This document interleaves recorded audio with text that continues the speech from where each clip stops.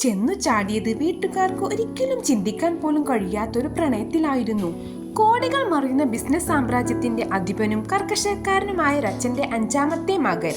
5 ആൺമക്കളുള്ള ആ ആഡംബര തറവാട്ടിലെ ഏറ്റവും ഇളയവൻ, എല്ലാവരുടെയും കണ്ണിലുണ്ണിയായ രാജകുമാരൻ. പണവും പദവിയും മാത്രം നോക്കി ജീവിക്കുന്ന ആ കുടുംബത്തിന് ഒരു സാധാരണക്കാരന്റെ വീട്ടിൽ നിന്നും പെൺകുട്ടിയെ മരുമകളായി സ്വീകരിക്കുക എന്നത് ചിന്തിക്കാവുന്നതിലും അപ്പുറമായിരുന്നു.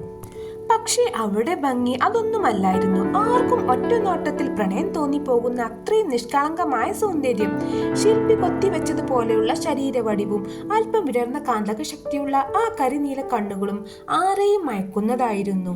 ചിരിക്കുമ്പോൾ കവിളിൽ വീഴുന്ന നുണക്കുഴിയും കാറ്റിൽ പറക്കുന്ന മുടിയിഴകളും അവിടെ മുഖത്തിന് ഒരു പ്രത്യേക തേജസ് തന്നെ നൽകി. പണത്തിന്റെ ആഡംബരത്തേക്കാൾ വലിയൊരു പ്രപഞ്ചം അവിടെ ആ കണ്ണുകളിൽ അവൻ കണ്ടു. എന്നാൽ ഈ പ്രണയ വിവരം വീട്ടിൽ അറിഞ്ഞതോടെ കാര്യങ്ങൾ മാറി മറിഞ്ഞു. കർക്കശക്കാരനായ അച്ഛന്റെ ഗർജനത്തിന് മുന്നിൽ ജ്യേഷ്ഠന്മാർ 4 പേരും അണിനിരന്നു. അതിലുപരി അവന്റെ നേരെ മൂത്ത ബ്രദർ വിവാഹം കഴിക്കാതെ നിൽക്കുമ്പോൾ ഇളയവൻ കല്യാണം കഴിക്കുന്നത് കുടുംബത്തിന് ചിന്തിക്കാൻ പോലും കഴിയുമായിരുന്നില്ല. അങ്ങനെ വീട്ടിൽ വലിയ ബഹളമായി. ഒടുവിൽ അവളില്ലാതെ തനിക്ക് ജീവിക്കാൻ കഴിയില്ലെന്നും താൻ ആത്മഹത്യ ചെയ്യുമെന്നും അവൻ അമ്മയോട് നെഞ്ചു പൊട്ടി പറഞ്ഞു.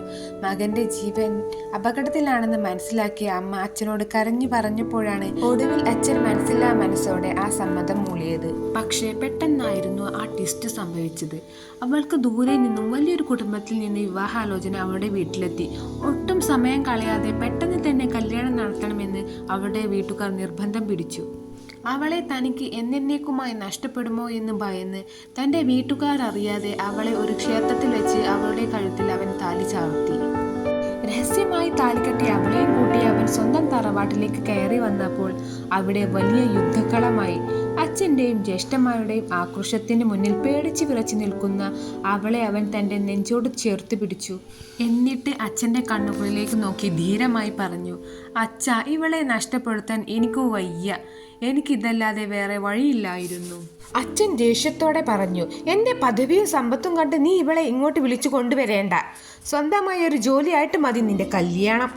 പക്ഷേ എനിക്ക് സ്വന്തമായൊരു ജോലിയാകുന്നത് വരെ ഞാനും ഇവളും ഒരുമിച്ചൊരു റൂമിൽ കിടക്കില്ല അച്ഛാ. ഞങ്ങൾ പരസ്പരം ഭാര്യയും ഭർത്താവുമായി ജീവിക്കില്ല. തനിക്ക് വേണ്ടി ഭർത്താവ് ചെയ്യുന്ന ഈ വലിയ ത്യാഗം കേട്ട് അവിടെ കണ്ണുകൾ നിറഞ്ഞൊഴുകി. നല്ല വിദ്യാഭ്യാസം ഉണ്ടായതുകൊണ്ട് അവന് ജോലിക്ക് വലിയ പ്രയാസമുണ്ടായിരുന്നില്ല. അവൻ ജോലിക്കായി വീട്ടിൽ നിന്നും കുറച്ചു ദൂരേക്ക് മാറി നിന്നു. 1 വർഷത്തെ കരാറിലാണ് അവൻ ആ കമ്പനിയിൽ കയറിയത്. അതുകൊണ്ട് തന്നെ ആ വർഷം തികയാതെ അവന് തിരികെ പോരാൻ കഴിയില്ലായിരുന്നു. അവൾ ആ വലിയ വീട്ടിൽ തനിച്ചായി. പക്ഷേ അപ്പോഴേക്കും ആ വലിയ വീട്ടിൽ വലിയൊരു അത്ഭുതം സംഭവിച്ചു. അവളുടെ സ്നേഹവും നിഷ്കളങ്കതയും കണ്ട് ആ വീട്ടിലെ എല്ലാവർക്കും അവളെ വലിയ ഇഷ്ടമായി. ആ കർക്കശക്കാരനായ അച്ഛനെയും അവൾ കയ്യിലെടുത്തു. അച്ഛനെ ഇപ്പോൾ എന്തിനും ഏതിനും അവൾ തന്നെ വേണം. ആ അച്ഛൻ്റെയും അമ്മയുടെയും പിറക്കാതെ പോയ മോളായി അവൾ പെട്ടെന്ന് തന്നെ മാറി. അവൻ്റെ ഏട്ടത്തിയമ്മമാർക്കും അവളെ ഏറെ ഇഷ്ടമായി. ഇതിനിടയിൽ തൻ്റെ ഭർത്താവ് നേരിട്ട ഏറ്റവും വലിയ പ്രശ്നം മൂത്ത ജ്യേഷ്ഠൻ്റെ വിവാഹമാണെന്ന് തിരിച്ചറിഞ്ഞ അവൾ മുൻകൈയെടുത്ത് ആ ജ്യേഷ്ഠൻ്റെ അനുയോജ്യമായ ഒരു വിവാഹം തന്നെ നടത്തിക്കൊടുത്തു.